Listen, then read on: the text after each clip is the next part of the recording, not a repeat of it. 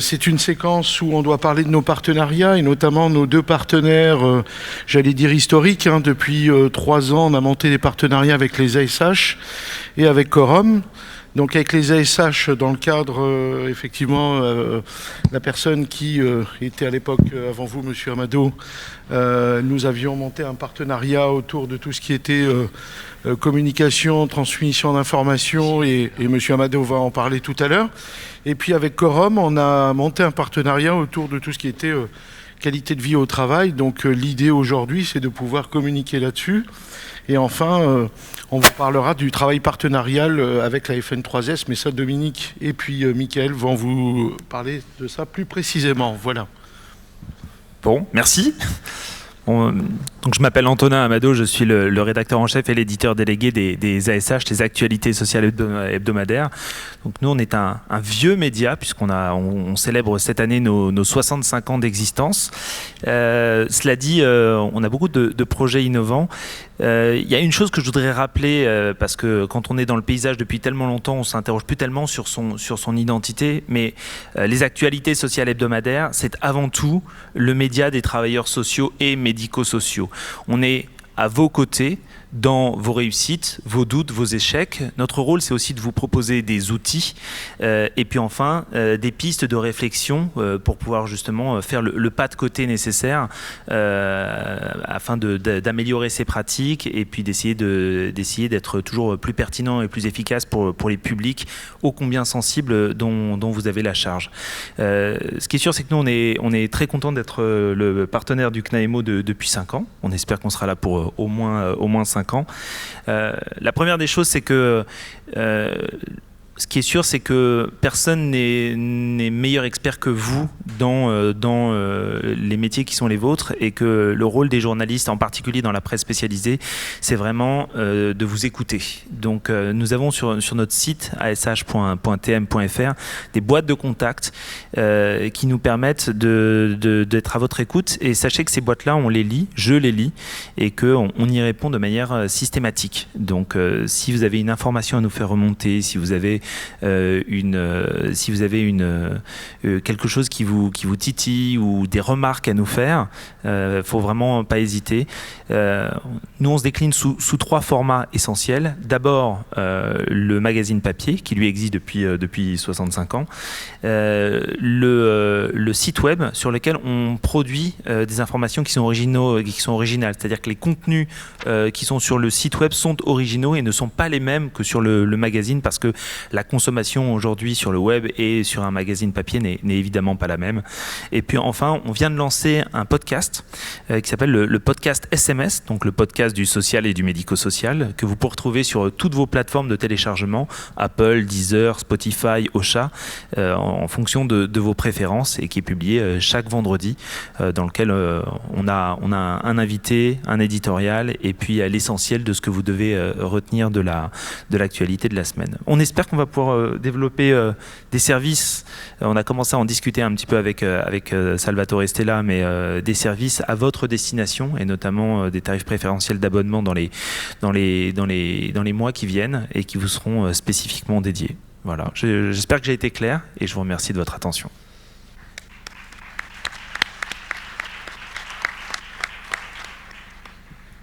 Une vidéo. Alors, d'accord. Voilà, et sur le deuxième partenariat avec Corum, donc c'est une vidéo qui va être projetée,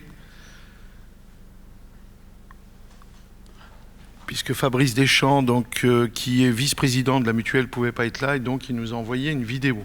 D'accord. Bonjour à tous et à toutes.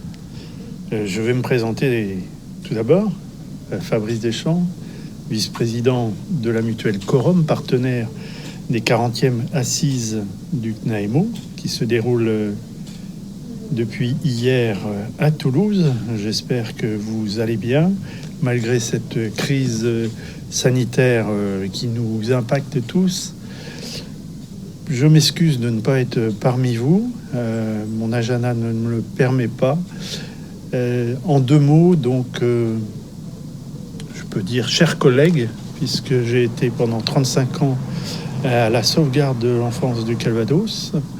Et pour cela, je salue un membre imminent qui se trouve à Toulouse, André Ducournau, qui me reconnaîtra un salut amical en tant que président de la CRES Occitanie. Voilà, je pense que nos engagements réciproques entre une mutuelle Corom dédiée au monde de l'économie sociale et solidaire et le CNAEMO ont fait un partenariat gagnant-gagnant.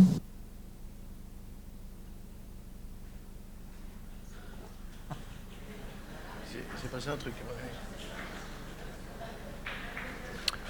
Il y a eu une suspension, une interruption. Est-ce qu'on peut essayer? Non? Il n'y a rien? Bon, merci aux techniciens de faire l'impossible. Bon, a priori, il y a un petit souci. Donc, Alors, c'est la séquence souci, là. ben oui, décidément. Eh ben, on va passer au travail partenarial CNAEMO FN3S. Voilà. Voilà, alors je vais vous partager de ce travail en partenariat avec la FN3S, mais je voudrais le resituer dans une démarche plus globale dans laquelle le CNAEMO s'est engagé depuis plusieurs années. Alors s'il n'y a pas de souci technique, voilà, je devrais logiquement... Ah bah si, il y a un souci technique. Mais j'ai l'impression que... Pavot nous dit quelque chose. Alors Pavot, tu ne pas. Pour l'augmentation, on va discuter, hein. C'est pas fait cette histoire. Alors, eh ben voilà. Bon, donc moi j'ai mon support, donc je vais pouvoir enchaîner. Donc je voulais resituer effectivement la démarche avec la FN3S dans une démarche plus globale du CNAEMO engagée depuis quelques années et notamment se livrer avec la FN3S qui arrive en 2020 après 2 autres démarches de réflexion croisées avec des mouvements et des fédérations. Donc le premier, vous avez pu les voir sur le stand du CNAEMO, c'est celui qui a été engagé avec la CNAP et voilà, c'est lui, et je dois faire... Oups. Alors, Dominique et le numérique. Alors, on y va. Oui, c'est bien. C'est bon? Est-ce que vous auriez le retour sur l'écran qui est au sol? Si vous voulez.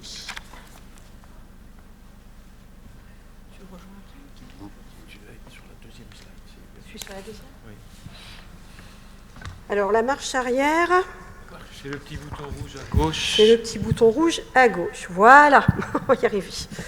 Donc, une première démarche avec la CNAP autour des questions de l'AMO et AED, donc l'AMO judiciaire et administrative, qui avait pour objectif de redonner des repères sur ces 2 missions pour redonner à la fois des repères législatifs et pratiques.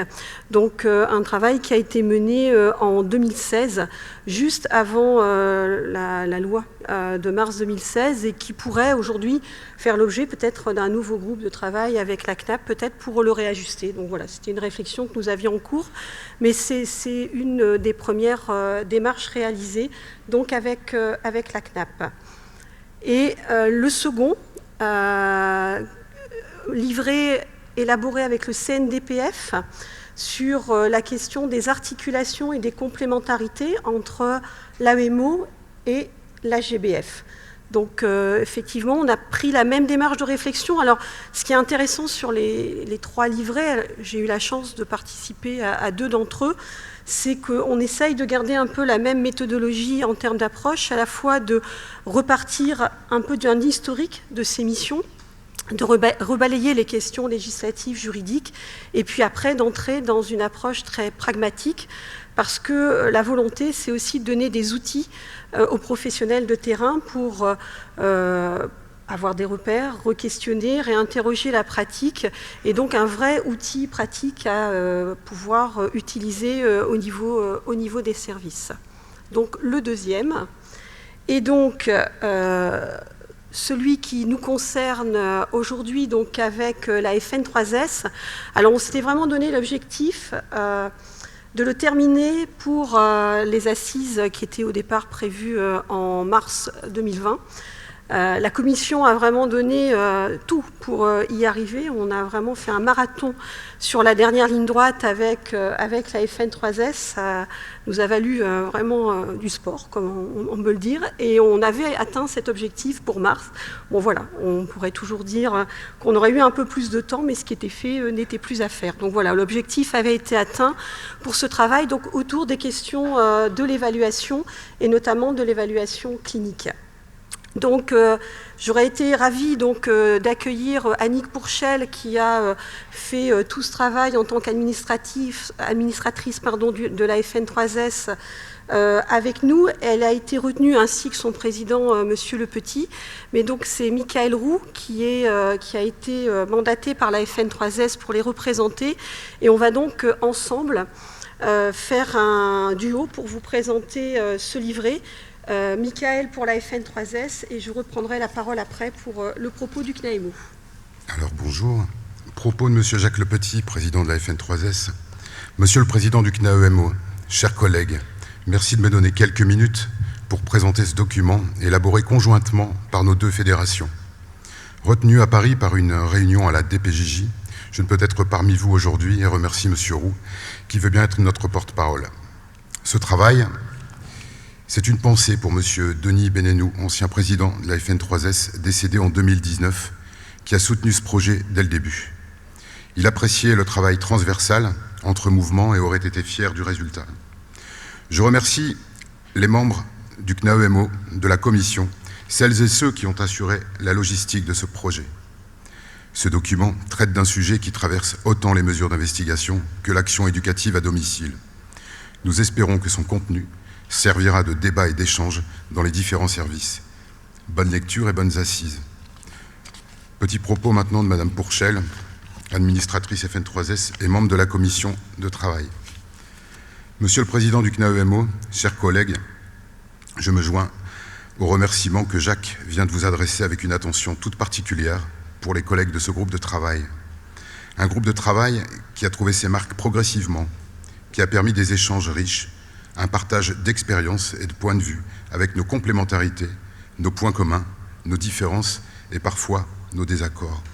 Le partenariat est un savant mélange de ses composantes. Un groupe de travail qui s'est attaché à poser, sans avoir la prétention, bien au contraire, d'avoir cerné une question aussi complexe que celle de l'évaluation, ce qui la sous-tend en termes de valeurs, d'exigence, de professionnalisme, pour qu'elle soit au service des enfants et parents que vous rencontrez, que nous rencontrons chaque jour, qui se ressemblent par leur histoire, et si souvent bien cabossés, sans jamais être les mêmes. Vous l'aurez compris, c'est de l'évaluation clinique dont il s'agit. Vous ne trouverez pas dans ce document de référentiel, d'apport théorique, mais juste, ou plutôt, surtout des références éthiques, partagées, qui font de l'évaluation un acte éducatif, politique. Transversale à toutes les mesures, qu'elles soient d'accompagnement ou d'investigation, l'enjeu de l'évaluation est notamment celui de faire équipe, pour évaluer au plus juste les besoins de l'enfant, les compétences et capacités de ses parents. Rappelons-nous la citation d'Einstein, « Tout le monde est un génie, mais si vous jugez un poisson sur ses capacités à grimper à l'arbre, il passera sa vie à croire qu'il est stupide. » C'est aussi celui de garantir, tel un fil rouge, la cohérence et coordination des interventions. En guise de conclusion, car le temps est compté, nous espérons que ce travail sera enrichi de vos observations, de vos réflexions et de vos critiques. Il est en effet important pour les deux conseils d'administration d'avoir des retours sur ce travail et ainsi l'évaluer pour l'amélioration et pourquoi pas, au gré de nos cheminements respectifs, de travailler d'autres thématiques. Bonne lecture.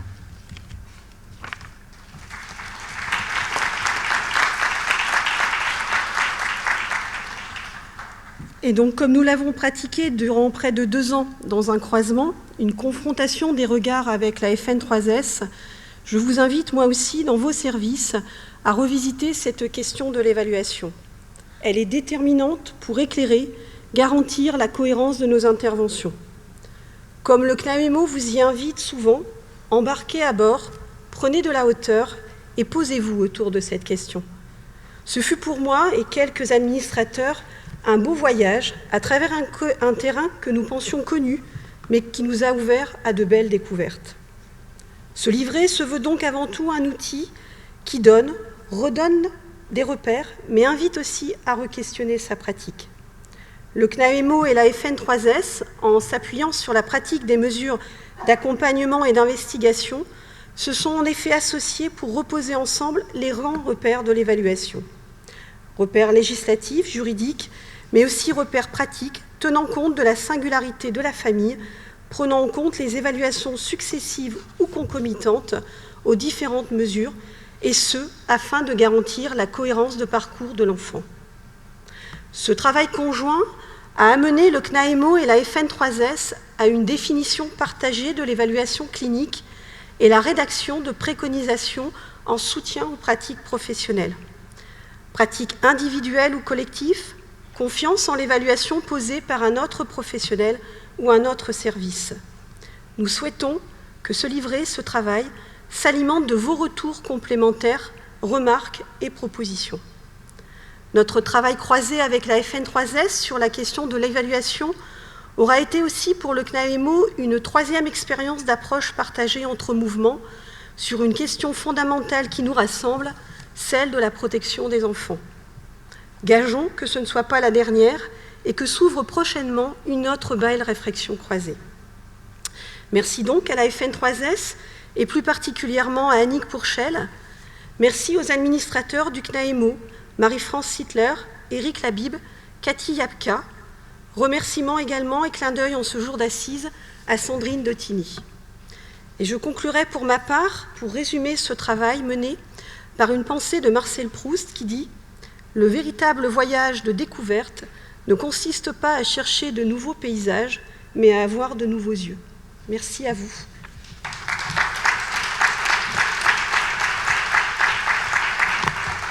Merci beaucoup, merci à chacune et à chacun, merci pour cette présentation, mais surtout merci pour le travail de partenariat qui s'est tissé petit à petit derrière tout cela. Merci.